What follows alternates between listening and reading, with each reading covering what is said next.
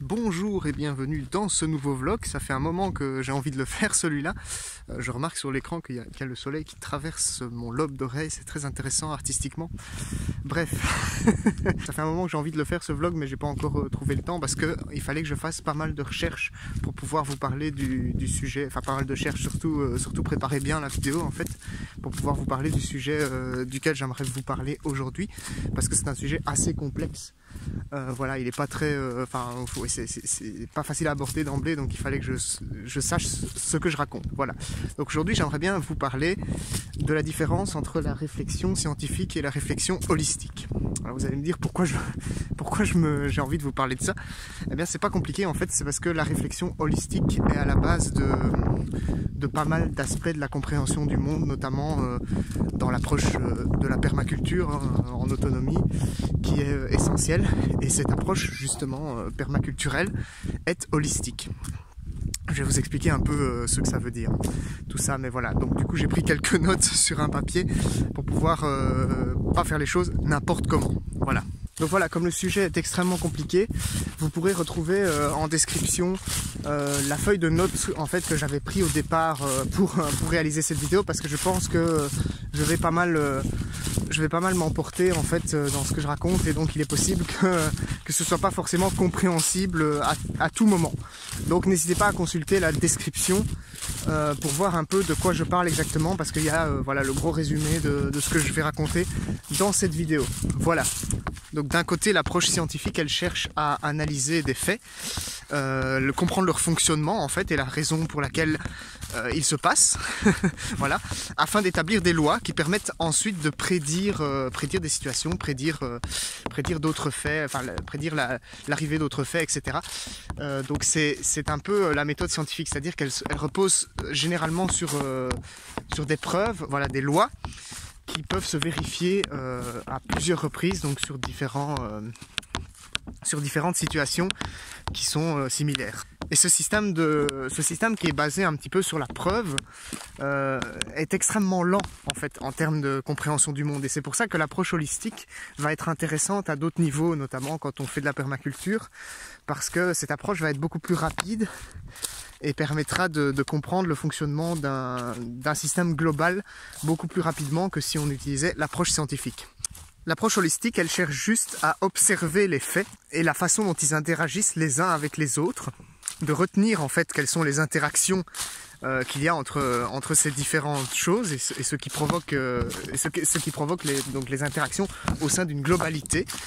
Donc c'est assez différent, puisqu'on va analyser un système dans son entièreté et pas morceau par morceau. Voilà. C'est-à-dire qu'on va pas chercher la preuve, on va pas chercher à comprendre pourquoi les choses arrivent. On va juste chercher à comprendre comment elles arrivent et quels sont les mécanismes quelles sont les interactions entre les choses qui font qu'elles arrivent. Alors c'est un peu vague hein, dit comme ça, mais vous allez comprendre. Donc voilà, pour faire simple avec un exemple, lorsqu'on conçoit un jardin en permaculture, on va tenter d'associer des plantes entre elles, en essayant de voir un petit peu quelles sont les interactions entre elles pour que des choses fonctionnent. Mais dans telle ou telle circonstance, en fonction de milliers de facteurs, en fait, on n'aura pas les mêmes résultats. Et peut-être que d'un jardin à l'autre, l'association ne fonctionne... Oh, une perdrix qui s'envole, je crois que je lui ai fait peur. C'est pas grave. L'association ne fonctionne pas aussi bien d'un jardin à un autre, ne fonctionnera peut-être pas de la même façon et peut-être pas aussi bien d'un lieu à un autre et dans des circonstances plutôt que dans d'autres. Voilà. Ce qui fait qu'on ne peut pas établir en fait de loi scientifique sur une association de légumes, par exemple. C'est impossible parce que ça dépend de beaucoup trop de facteurs pour qu'on puisse tous les analyser et tous les comprendre. Donc une association, ce sera une approche holistique. C'est-à-dire que l'approche est beaucoup plus rapide, on va pouvoir comprendre en fait le fonctionnement de l'écosystème plus rapidement, mais par contre il faudra l'adapter à chaque situation. Ça va dépendre de plein de choses. Et en fonction de votre jardin, vous ne devrez pas faire la même chose. Donc si on voulait établir une règle sur les associations de légumes, il faudrait en fait donner des prédictions fiables sur ce qui va se passer dans telle ou telle association de légumes, ce qui est totalement impossible, puisqu'en fonction de certains facteurs, comme je vous l'ai dit, ça va changer et on n'aura pas les mêmes résultats. Donc voilà, ça c'est un peu la manière que j'ai, l'exemple que je peux vous donner en permaculture, en tout cas pour vous montrer un petit peu ce qu'est l'holisme, ce qu'est la réflexion holistique par rapport à la réflexion scientifique. Donc en gros, attendez.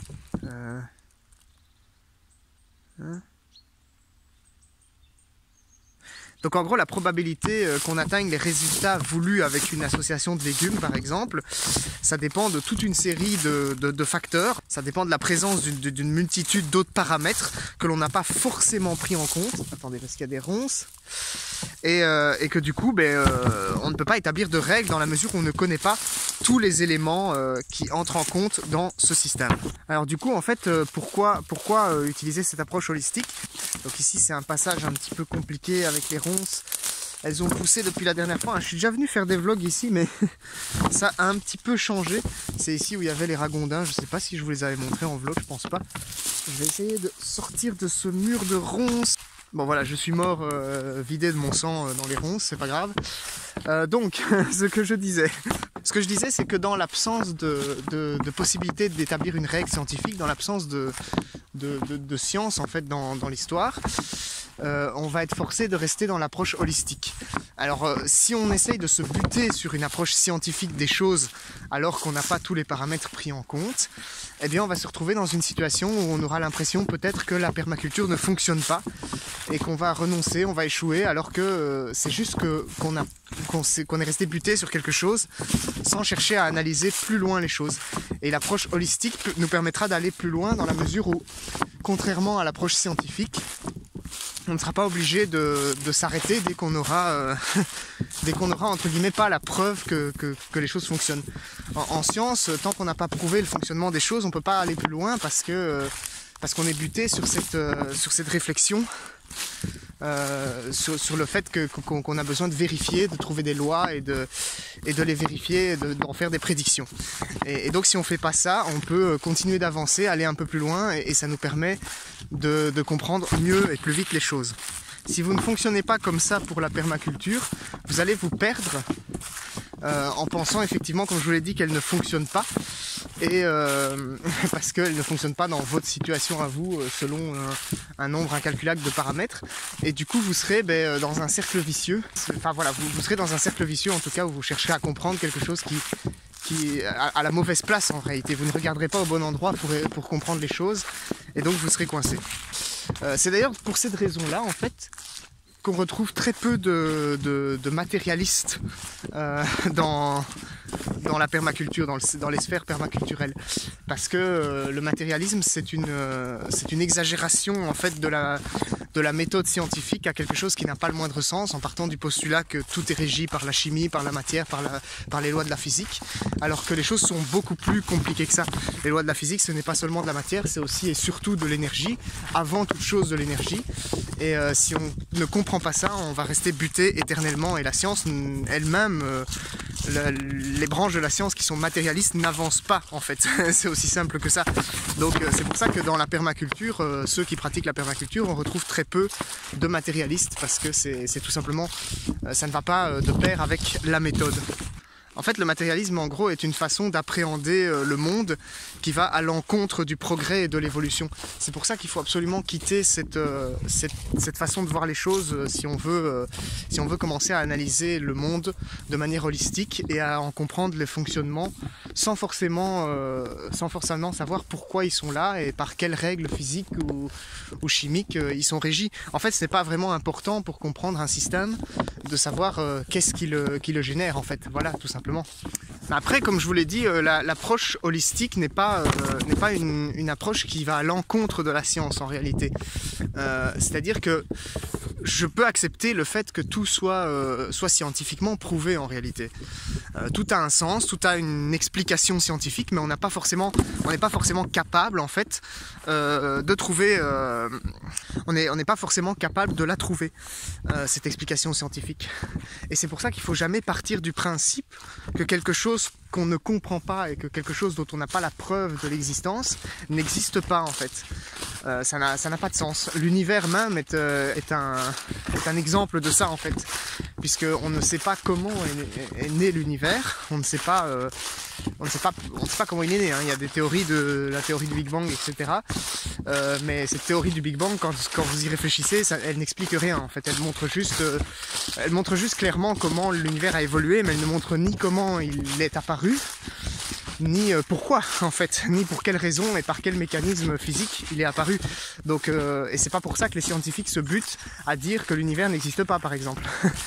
En réalité, si quelque chose n'est pas scientifiquement prouvé, entre guillemets, je dis entre guillemets parce que la science ne prouve jamais vraiment rien au final, hein. On n'a pas réellement de preuve scientifique de quelque chose. Une preuve scientifique, ce n'est pas une preuve. C'est un fait avéré jusqu'à ce qu'il soit remis en question. En fait, c'est le principe de la science.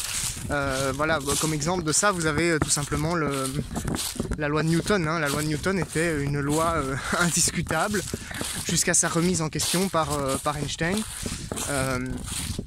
Lors de l'invention, enfin de la découverte de la relativité générale. Alors pourquoi? Tout simplement parce qu'à l'époque de Newton, on n'avait pas les instruments de mesure suffisants pour comprendre l'ensemble des paramètres. Ce qui a mis la puce à l'oreille à Einstein pour pour découvrir la loi de la relativité générale, c'est le mouvement d'une planète en fait. Je crois que c'était Mercure. Et en fait, à un moment donné, ils se sont rendus compte que ça ne coïncidait pas avec les lois de la gravité, la rotation de Mercure autour du Soleil. Et c'est pour ça qu'ils se sont dit la loi de la gravité de Newton est probablement fausse, enfin en tout cas incomplète, et il faut l'améliorer.